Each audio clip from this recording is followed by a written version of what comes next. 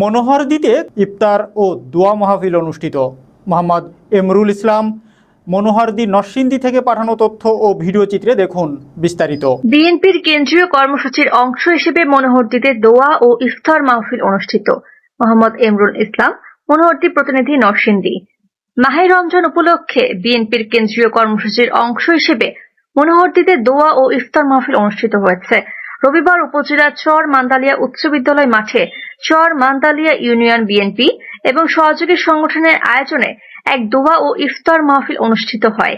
উক্ত অনুষ্ঠানের প্রধান অতিথি বিএনপির জাতীয় নির্বাহী কমিটির সহ স্বেচ্ছাসেবক বিষয়ক সম্পাদক কাদির ভুঁইয়া জুয়েল এর প্রতিনিধি হিসেবে উপস্থিত ছিলেন মনোহরদী সরকারি কলেজ এর সাবেক ভিপি ও উপজেলা বিএনপির যুগ্ম আহ্বায়ক মাহমুদুল হক, চর মান্দালিয়া ইউনিয়ন পরিষদের সাবেক মেম্বার নজরুল ইসলামের সভাপতিত্বে উপজেলা কৃষক দলের যুগ্ম আহ্বায়ক কামরুল ইসলাম রুমেল এর সঞ্চালনায় উপজেলা স্বেচ্ছাসেবক দলের যুগ্ম আহ্বায়ক মাহফুজুর রহমান নীলু ও চর মান্দালিয়া ইউনিয়ন স্বেচ্ছাসেবক দলের সভাপতি সোলেমান হোসেন এর সার্বিক তত্ত্বাবধানে বিশেষ অতিথি হিসেবে উপস্থিত ছিলেন উপজেলা কৃষক দলের আহ্বায়ক আলী আকবর, সদস্য সচিব রায়হান উদ্দিন বাচ্চু, উপজেলা স্বেচ্ছাসেবক দলের সিনিয়র যুগ্ম আহ্বায়ক শাফি উদ্দিন আকন্দ করুন, ছাত্র নেতা মহসিন কবির প্রমুখ।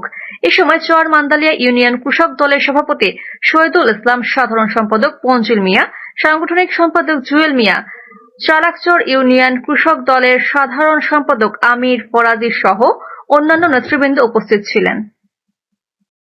নির্যাতন করতো, তাদের ভিন্ন মত অবলম্বী যারা শেখ হাসিনাকে সমর্থন না করতো তাদেরকে তারা নির্যাতন করতো। তারা আয়নাগর এটা এই পৃথিবীতে আর নাই।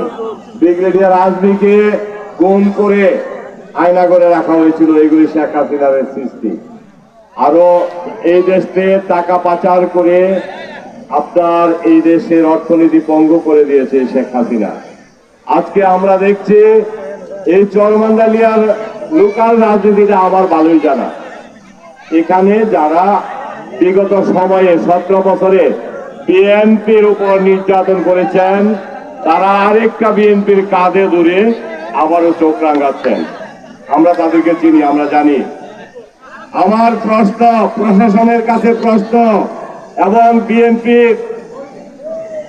বিএনপির যারা আজকে আওয়ামী লীগের কাঁধে ধরে উঠছেন তাদের কাছে প্রশ্ন, যে আইনটা করা হয়েছে ডেভিল হান্ট, সেই ডেভিল হান্টের চরমন্দালি থেকে কয়জন গ্রেফতার করা হয়েছে?